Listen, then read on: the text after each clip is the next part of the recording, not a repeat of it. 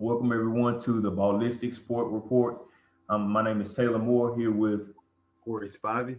and today we're gonna give a quick recap of the Titans season. Just where do we go from here? We're gonna look at a couple changes that's already happened to Tennessee staff, and also look at the upcoming divisional playoff games. Right. Yeah, we appreciate you all for joining in with us as always. So big news in Titans world is the inevitable news that we kind of knew was coming right after the season ended, and that was the fact that Arthur Smith was a hot guy with the last 2 years that he's had. He's been with the Titans for a couple of years, but I think they're finalizing the deal. I don't know that they have completely finished it, but I know Atlanta has put out the fact that he's probably going to be their head coach, and I don't think he's going to come out and just deny it if they've already put it out. So, what are your initial thoughts on Arthur Smith on to Atlanta, and where does this leave the Titans? Where do we go from here? Man, honestly, I'm happy for Arthur Smith. Just the fact that he's able to work through the ranks because he started out as a tight end. Well, he started out as a tight end assistant, and then from there he went from a tight ends coach, offensive coordinator, and now he has a head coaching position. So I hope he does well. But at the same time, it's different from just taking care of one side of the ball when you have to manage offense, defense, and then just have to just be a leader for a group of men. So I Right. hope he's ready for that, and I hope he does well. And hey, and also just the fact that he's out of the AFC, so we might not have to face him that much. But where does Tennessee go from here, man?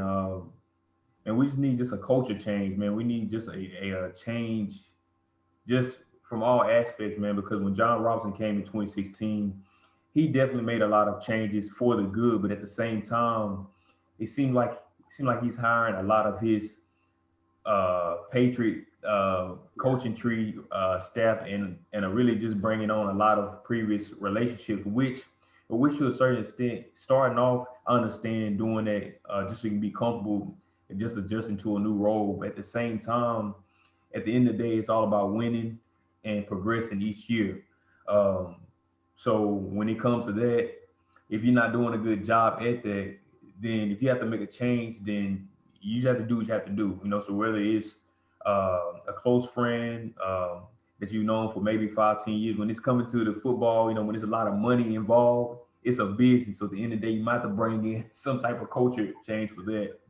So I would say that just in general, what you think? Yeah. Again, I'm right there with you. I'm happy for Arthur Smith. It was kind of inevitable. We knew it was coming. He's been hot. I think he'll do pretty well at Atlanta. It depends on what kind of staff he's having. I think he's going to take a couple of the Titans guys with them, of course. But he's got a pretty wide reach, I believe, throughout the NFL. So I think he'll hire a good staff.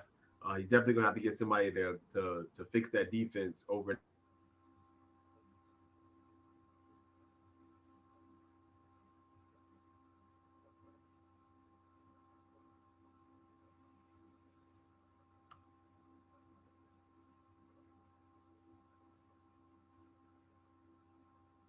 One thing that is on the table. Um, I think first and foremost, they've got to hire a defensive coordinator. But even before they hire an offensive coordinator, um, they need to hire a defensive coordinator that can, most importantly, develop the secondary. Adoree Jackson, Christian Fulton, Kevin Byard, they all regressed. They did not develop very well. They were getting completely mauled in the secondary. So they've got to hire a defensive coordinator that's going to come in and be able to develop the secondary. Most importantly to me, they've got to go out. This is back on John Robinson. They've got to go out and aggressively seek some pass rushers who can get to the quarterback. These lean, fast guys that are young that can explode off the line of scrimmage. And then I think they have to replace Arthur Smith with a guy who Mike Vrabel is comfortable with that can maintain some continuity in this offense. And then lastly, they've got to replace Corey Davis with a free agent. I don't know who's going to be out there, but they've got to replace him with a free agent because I don't think he's going to be back. Or they're going to have to go in the draft and get them a receiver or a tight end. These last few drafts have been and will continue to be very deep. at guys that can catch the ball. So I don't really think that they will suffer that much from losing Corey Davis. I don't know exactly what they're going to do with Jonnu Smith and Adam Humphries. My presumption is that they will not be back. So those are some guys they're going to have to replace. Again, I think some guys are going to come open. But I think the ideal situation they've got to do is go out and be like Buffalo. See if you can find you a Stephon Diggs type player that can be opposite of AJ Brown. Hey, But Corey, and then also speaking of Corey Davis, man, like one thing that Corey Davis does well, and also like for any wide receiver from the Titans right now, they all do a good job at blocking because at the end of the day, if you come into the Titans football team and playing on the offensive side of the ball, you have to block because we have a run first offense. So I'm thinking for the wide receiver that comes in, he has to have in his mind from day one that hey, I have to be a blocker first more than anything because that's what sets up AJ Brown to have these nice play action passes, sets up our tight ends such as Joano Smith and Anthony Ferguson. Man, so that's why I'm hoping that for our next wide receiver two that we have coming in, if Corey Davis leaves, that that wide receiver has to know that coming in, I better learn how to block soon and fast because if not, it may be another bad free agent pickup. So yeah, definitely. And I think that goes back to having to be able to replace an offensive coordinator or put somebody in that can maintain the continuity, because that is a thing that has to come from the offensive coordinator on down. It has to be a situation where they're able to preach this to the guy, but also the guy, like you said, has to be able to receive that well because, of course, your job as a receiver is to go out and catch the ball. So that's it's a mindset thing. A guy that can come in and be able to adapt and understand this is what we do. We're going to run the football. We're going to get you in the game on the play action, or we're going to run the football first, like you said. So yeah, they're definitely going to have to keep that in mind when they're going out there and trying to find a guy. And as we think about where they're going from here, where they're left right now, we look at the 2019 team, we look at the 2020, 2021 team. Uh, a tale of two halves. In 2019, it was the regular season, and then in the postseason, they went on a run. In the regular season, they went on in 2020, they went on a run in the regular season, and then they got stopped in the playoffs in the first round. But sitting, regular season record aside and postseason success to the side, and just looking at, raw talent, personnel, management, staff, coaching, the whole 9 yards as a team perspective, is the 2019 Titans better than the 2020 Titans, or were the 2020 Titans better than the 2019 Titans in your perspective? man, easily I would say the 2019 team was better. Just the fact that they had more continuity, like you keep talking about bringing in someone who can provide a continuity for for the offensive and defensive side of the ball. Number two, they actually had leaders for the defensive side for sure that they can go to. Logan Ryan, he was a slot cornerback, but at the same time, he was a veteran that people knew that, hey, we can go to him and he can be the anchor of the defense. Just like Jarrell Casey, he was an old head for the team, but people knew that, hey, that's the person I can go to if I need some advice or if I need some help in practice. That's someone they can count on. When it comes to 2020 season, they may have more talent, I think, but versus the 2019 season, like you could tell on the field that they were tight. When it come to making plays, they were more in sync, I would say, with the 2019 team. But just to say that we don't know how things would have turned out if Marcus Mariota would have stayed the quarterback for the entire season too as well. So that's something else that I kind of think about too, because it seemed like as soon as Tannehill came in, hey, he just clicked. But at the same time, Tannehill had time to actually just to sit back and just actually be a backup quarterback, which really for the first time of his career, I think. So that helped him out too as well. But how we was talking about just coming in and just bringing in someone new. Ryan Tannehill was that someone new last year that helped jump started them for the rest of that season and into the playoffs. But just looking at the team, AJ Brown played just as well his first season as he did for the second season. Henry, he led the entire league in rushing, just like he did this season. So so when it comes to the team, like the only like really standout I would say would be from the defensive side, but you can tell on the field that they were close, And as we talk about the records, man, like the Titans went 11-5, man, but sometimes watching them, I mean, we really could have been a 9-17, depending on the way some of those games turned out, But I mean, but really just the fact that our offense saved us a lot of for a lot of those games, just like that, just like for the Houston game, we took on Deshaun Watson and his team. Come on now, the Texans was 4-11. The game was not supposed to be that close, but the fact our offense was rolling, and that's the thing, when the offense is rolling, it's hard to stop. and from the 2019 team, the offense didn't get going until Tannehill took over. So man, so really, this is one of those questions where it's like, man, you'll never know what really would have happened if Mark Mariota would have stayed the quarterback for the entire season, man, because depending on how it was looking before Tannehill took over, we probably would have missed the playoffs. So, but just looking at the team, like you're saying, I would go with the 2019 team, regardless of the playoff run and the record. Yeah, I'm right there with you. I said the 2019 team was better. I didn't even think twice. A couple of things that I pointed out. The defense, as you said, that was the difference. The defense was so much better last year.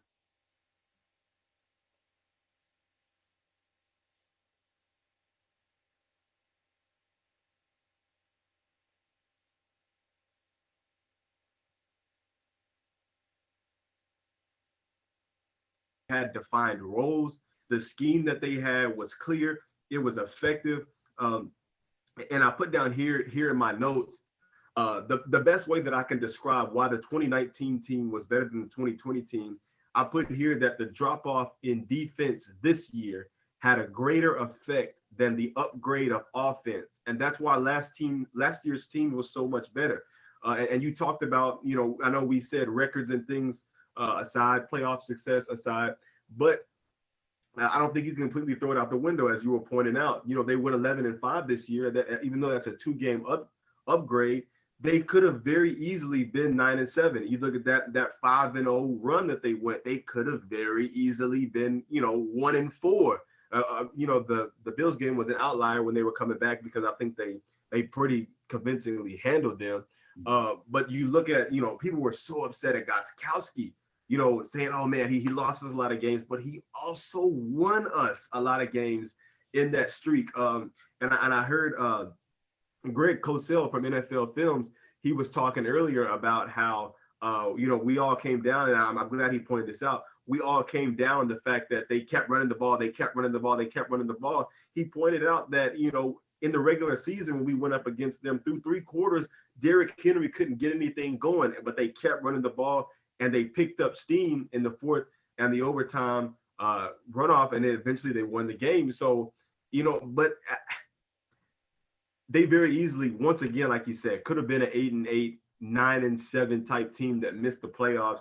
But I think last year's team was so much better because of the veteran leadership and because of the fact that there was a defensive coordinator doing his job, coordinating the defense.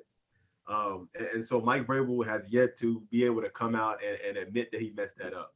Yeah, man. And the thing is that he was saying that this week, man, that he also had Shane Bourne, bro, which was the outside linebackers coach, to be the defensive play caller for the entire season. But my thing is, you just now seeing that now, Right. at the end of the season, man. So really, for the most part, I was kind of thinking that it's maybe kind of a way for him to kind of save him from being, scrutinized by the media, and also just giving him a shot to see what he can do, just like he did with Arthur Smith. And Arthur Smith said it turned out he's able to get him a head coaching position, Right. So that's why, like, I mean, for the most part, I didn't like that he didn't name a defensive coordinator, like you said, because hey, it's a title on the football team. Yeah. Give it a title, man. Honestly, I don't know. one football team that went through a season without directly giving the title for that defensive coordinator. Exactly. And and like that's and really that was the only part where I was kind of confused at like this. Every other team at least give us one a name, for it. So that's what he was saying. That Shane Bourne was a defensive play caller, but he never directly gave him the title, for it. So man, for the most part, I guess that was just a way just to man, just see what he could do, man, kind of like a trial run, man, and just the fact that it went, bad, just the fact that he's able just to take, man, like the whole brunt of the problem and the blame for it. So it's kind of like a, pro and con of him doing it, but at the same time, man, the whole media, all the fans wonder why, hey, why wasn't you, given a title for that for that whole season. Right. Yeah.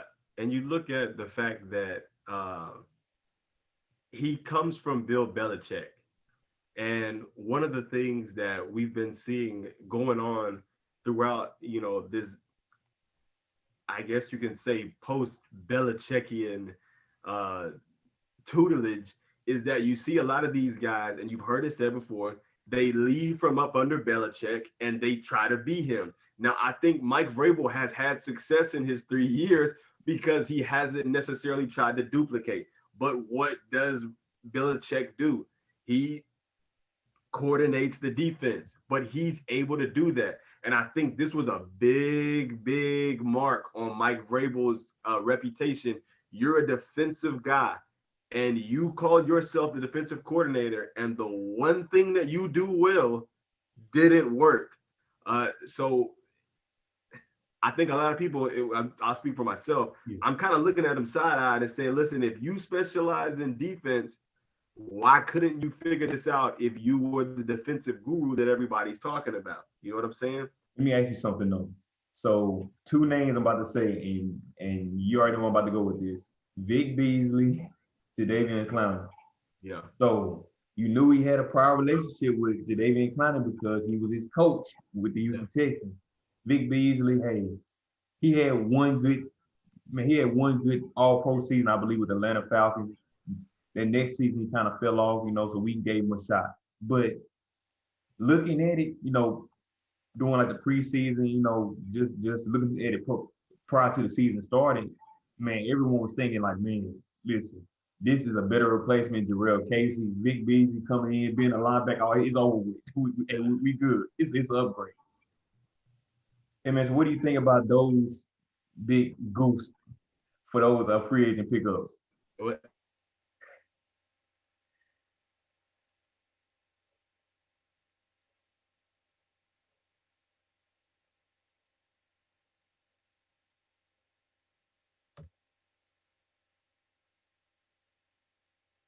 And used him. And I think that he thought he was going to be able to do that.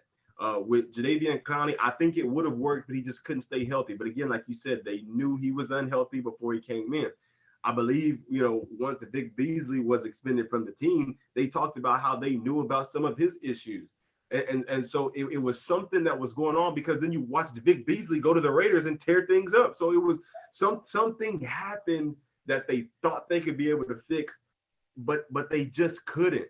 They just couldn't. And so I think, the old saying, listen, if mistakes are okay if you learn from them. So let's learn from this mistake. Like you said, he's still a relatively young coach. He hasn't been a head coach anywhere. So he's still learning. I think that they'll learn from this and they'll move on. They've already made some decent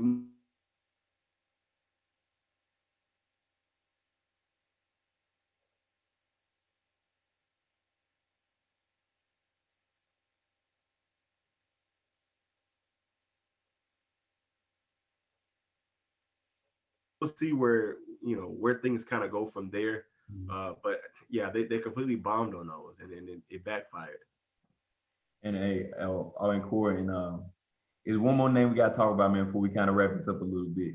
Yeah, Isaiah Wilson.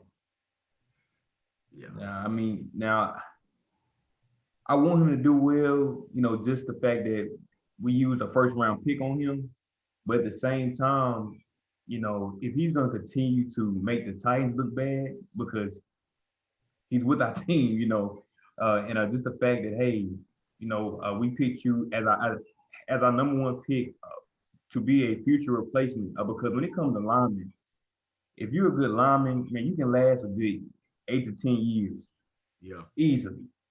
Yeah.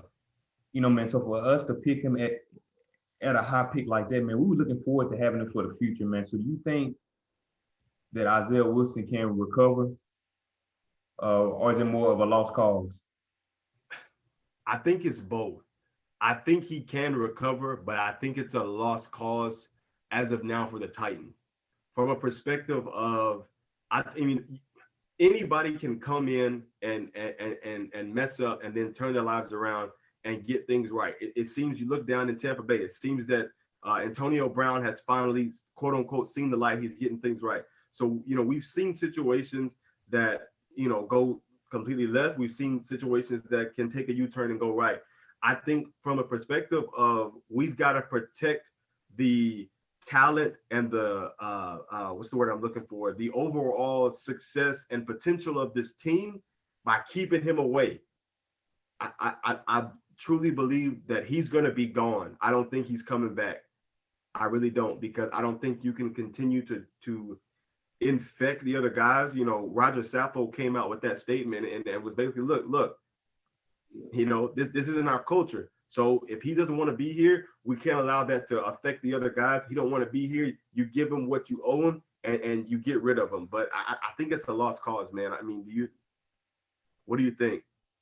Yeah, man. Like really, man. My biggest thing is just the fact that there are hundreds of other rookies in the league right now who have made it through the season without doing anything that was silly or either detrimental to the team.